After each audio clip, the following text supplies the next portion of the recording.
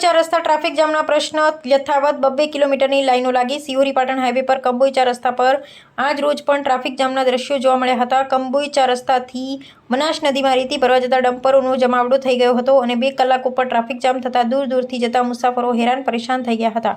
વાત કરવામાં આવે તો નાના વાહનો જેવું થરાદ દિયોદર કે ભાભર તરફથી આવતા વાહન ચાલકોએ પોતાના વાહનો ટ્રાફિકમાં ફસાઈ ગયા હતા, જેથી લોકો પરેશાન થતા જોવા મળ્યા હતા। કંબોઈ 4 રસ્તા પર વારંવાર રોજ ટ્રાફિકની સમસ્યા સર્જાય છે, પરંતુ સ્થાનિક જવાબદાર તંત્ર નિંદ્રામાં છે। આ બાબતે વારંવાર અખબારોમાં સમાચાર આવ્યા, પરંતુ કંબોઈ 4 રસ્તા ટ્રાફિકના પ્રશ્ન હલ થઈ શકતા નથી। ડમ્પરોના ચાલકો રસ્તા વચ્ચે ડમ્પરો ઊભા કરી દેતા હોવાથી ટ્રાફિક જામ થાય છે। સિહોરીની ટ્રાફિક પોલીસ મહેનત કરી ટ્રાફિક નિયંત્રણ લાવવા મથામણ કરી રહ્યા છે, પરંતુ ડમ્પરના ચાલકો જ્યાં ફાવે તેમ ડમ્પર ઊભા રાખી દે છે। આ બાબતે આરટીઓએ પણ ધ્યાન પર લેવું જોઈએ અને કંબોઈ 4 રસ્તા ચેકિંગ રાખી તમામ ડમ્પર ચેક કરવા જોઈએ। ડ્રાઈવરોના લાયસન્સ, પરમિટ, વજન તેમજ આરટીઓએ કડક કાર્યવાહી કરાવવી જોઈએ। જ્યારે કોઈક ઇમરજન્સી હોય તો પણ ટ્રાફિકમાં ફસાઈ જવું પડે છે।